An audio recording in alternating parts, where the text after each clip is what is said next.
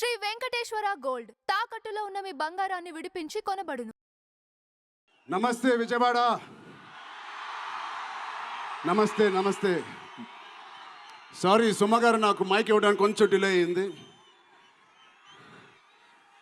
విజయవాడలో ఇది pre release ఫంక్షన్లా లేదు, సక్సెస్ మీట్ చేస్తున్నట్టు ఉంది. Thank you.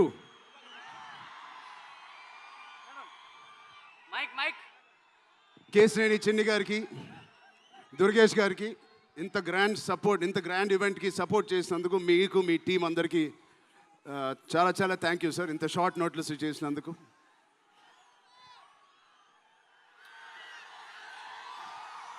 విజయవాడ అసలు మీ అందరి మధ్యలో ఇక్కడికి వచ్చి చేసుకున్నందుకు మీ అందరికీ థ్యాంక్ యూ సో మచ్. చాలాసేపు నుంచి వెయిట్ చేసినందుకు. ఇంత హీట్లో షర్ట్ అంతా మొద్ద అయిపోయింది అందరికీ.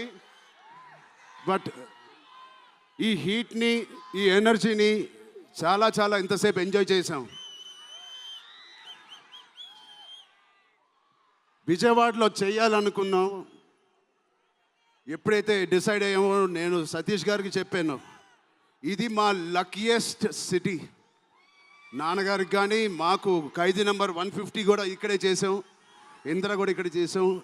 సో ఆ లక్ని కొంచెం మేము ఇంటికి తీసుకెళ్దామని ఇక్కడికి వచ్చాం. మీ అందరికీ, తమ్ముళ్ళకి, ఇక్కడ ఉన్న అన్నయ్యలకి, వచ్చిన అక్కలకి, చెల్లెలకి, మీ అందరికీ పేరు పేరున థ్యాంక్స్. అలాగే టీవీలో చూస్తున్న మా అభిమానులకి, వాళ్ళందరికీ చాలా థ్యాంక్ యూ.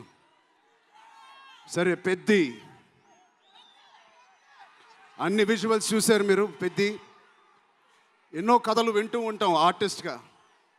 కొన్ని కథలు విన్నప్పుడు నచ్చుతాయి, కొన్ని కథలు విన్నప్పుడు ఆశ్చర్యపరుస్తాయి. బట్ పెద్ది అనే కథ మాత్రం విన్నప్పుడు ఎక్కడో గుండెలో, నా హృదయానికి చాలా దగ్గరగా హద్దుకుని ఉన్న ఒక కథ. ఇలాంటి కథ మా నాన్నగారు చెప్పినట్టు 10 సంవత్సరాలకు ఒకసారి వస్తుందేమో ఇలాంటి కథ. అలాంటి కథ నాకు వచ్చినందుకు ఫస్ట్లీ నా సుకుమార్ గారికి, బుచ్చిబాబు గురువు గారికి నేను మనస్ఫూర్తిగా థ్యాంక్స్ చెప్పుకుంటున్నాను. నా దారిలో, నా ఈ సినిమా జర్నీలో నాకు ఇలాంటి ఒక కథ ఇచ్చినందుకు. ఇది నా లైఫ్ లాంగ్ నా సినిమా లైబ్రరీలో వన్ ఆఫ్ ద టాప్ ఫిల్మ్స్గా నిలిచిపోతుంది. పెద్ది చాలా చేసింది, నన్ను వ్యక్తిగతంగా ఒక మంచి దారిలోకి మార్చింది. ఒక యాక్టర్గా నాకు చాలా సాటిస్ఫాక్షన్ ఇచ్చింది. Love you.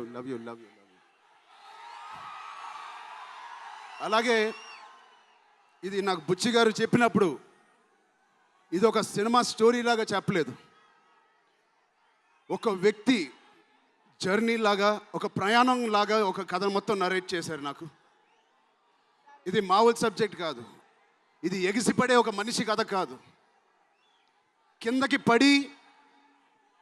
పడిన మనిషి లేచి ఎలా నించుంటాడో అలాంటి కథ ఇది. అందరూ కష్టం గురించి మాట్లాడుతున్నారు. అరే, ఇలాంటి కథ కోసం కాకపోతే ఎప్పుడు కష్టపడతామండి? కష్టంతో చేసిన పని కాదు, చాలా ఇష్టంగా, ప్రేమతో చేసిన పని. ప్రతిరోజు లెగిసి పొద్దునే షూటింగ్ ఎప్పుడు వెళ్ళాలా, జిమ్ చేసి షూటింగ్ ఎప్పుడు వెళ్ళాలా అని అనిపించిన one of the rarest films నాకు. బహుశా ఒక మగధీర కనిపించింది, రంగస్థలానికి కనిపించింది, RRR కనిపించింది, మళ్ళీ నాకు పెద్దిగా అనిపించింది. అలాంటి భావం, అలాంటి ఒక ఎక్స్పీరియన్స్ ఇచ్చిన మా బుచ్చిబాబుకి స్పెషల్గా థ్యాంక్స్ చెప్పాలి. బుచ్చిబాబు ఇది నాకు కథ నరేట్ చేసి ఇంట్లో నిజంగా చాలా ఆశ్చర్యపోయిన, తన బుర్ర ఎలా పనిచేస్తుందో అని. ఇంత అద్భుతంగా రాసి పెట్టుకోండి. ఇండియాలో నంబర్ 4 or 3 టాప్ డైరెక్టర్స్లో బుచ్చిబాబు పేరు ఉంటుంది ఫ్యూచర్లో.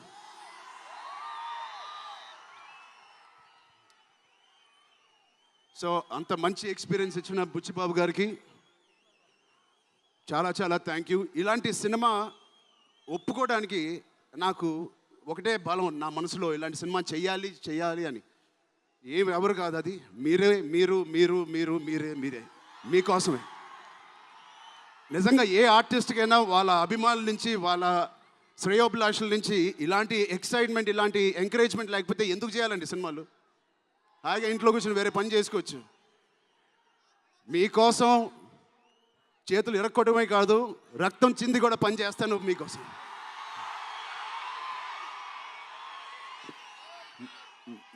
మిమ్మల్ని ఎంటర్టైన్ చేయడం ఒక పిచ్చా, లేకపోతే సినిమాలో మంచి సినిమా చేసి మీకు ఏదైనా ఇవ్వాలని ఒక పిచ్చా నాకు తెలియదు. నాన్నగారు కొడుకు పుట్టినందుకు, కళ్యాణ్ బాబాయ్ గారు ఉన్నందుకు ఇంట్లో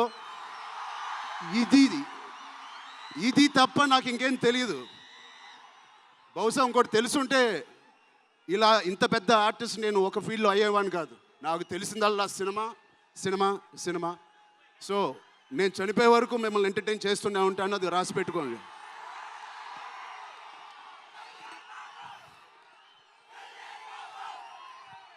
సో మా టెక్నీషియన్స్ గురించి మాట్లాడాలంటే ఫస్ట్ మా రత్నవేల్ గారి గురించి. ఇది 4వ సినిమా రత్నవేల్ గారితో. ఇంత బ్యూటిఫుల్గా మమ్మల్ని అందరినీ ప్రజెంట్ చేసి ఆయన సీనియారిటీని మాకు సపోర్ట్గా ఇచ్చిన ర్యాండీ గారికి ఆయన స్పెషల్ థ్యాంక్ యూ. అలాగే పనిచేసిన అవినాష్ కొల్లా గారికి థ్యాంక్ యూ సో మచ్. అద్భుతంగా ఇచ్చారు మా పెద్ద వరల్డ్ని. Naveen Nooli thank you so much, fantastic editing. మిగతా టెక్నీషియన్స్ అందరూ, మా అనంత్ శ్రీరామ్ గారు, బాలాజీ గారు, మా choreographer Jani master, Bosco master, thank you so much. మిగతా సింగర్స్ అందరికీ థ్యాంక్ యూ సో మచ్. మా సతీష్ గారి గురించి చెప్పాలి. మొదటి సినిమా ప్రొడ్యూసర్ లాగా కాదు, ఒక 50 సినిమాలు తీసిన ప్రొడ్యూసర్ లాగా ఆయన దీనికి పనిచేశారు. ఆయన ఒక పెద్ద కన్స్ట్రక్షన్ కంపెనీకి యజమాని. దాంట్లో కూడా ఒక నంబర్ 1 స్థాయిలో ఆయన ఎదుగుతూ వెళ్తున్నారు. ఆయనకి ఏం పని ఇచ్చినా ఇంత చిత్తశుద్ధితో, ఇంత డెడికేటెడ్గా చేయలేదు. ఆయన చేస్తారు. మామూలుగా నేను పనిచేసిన 1-2 ప్రొడ్యూసర్లు టీ తాగి భోజనానికి వచ్చి వెళ్ళిపోతారు. అలాంటి టీ తాగి వెళ్ళే ప్రొడ్యూసర్ కాదు. ఎవ్రీ డే 3 పూటలు అంటే 8 అవర్స్ మాతోనే గడిపినాడు. నాకు ఒక్కరోజు గుర్తులేదు ఆయన సెట్లో లేకుండా. అంత బాగా ఆయన ఇలా మాకు సపోర్ట్ చేసినందుకు, వెన్నుపోటు కాదు సారీ వెన్నంట మాకు ఉన్నందుకు సతీష్ గారు థ్యాంక్ యూ సో మచ్. అలాగే మా కో ప్రొడ్యూసర్స్ అండ్ ప్రెజెంటర్స్ మైత్రి రవి గారికి, నవీన్ గారికి కూడా థ్యాంక్ యూ. బిఫోర్ యూ వాళ్ళకి కూడా thank you. India wide release చేస్తున్న మా జియో సినిమాకి కూడా చాలా థ్యాంక్ యూ. టీ సిరీస్ మ్యూజిక్కి చాలా థ్యాంక్ యూ. ఇంకా ఎవరెవరు అసోసియేట్ అయ్యారో వాళ్ళందరికీ చాలా చాలా thank you. Rahman sir, you are the biggest pillar of Peddi. మేమందరం ఎంత కష్టపడ్డామో 2.5 సంవత్సరాలు, 280 రోజులు, దాన్నన్నిటినీ మీరు దగ్గర తీసుకొచ్చి దానికి ఒక ప్రాణం పోస్తున్నారు. రోజు 6 గంటల మార్నింగ్ వరకు పనిచేసి పడుకుంటున్నారు ఆయన డెడికేషన్కి, ఆయన సినిమాలో పనిచేస్తున్నందుకు చాలా చాలా చాలా థ్యాంక్ యూ. ఏంటి విజయవాడ?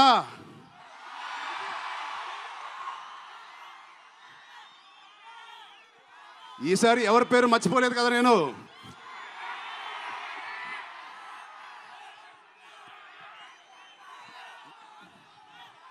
ఆ చంద్రుల్లో ఒక ముక్క జారిందే నా పక్క.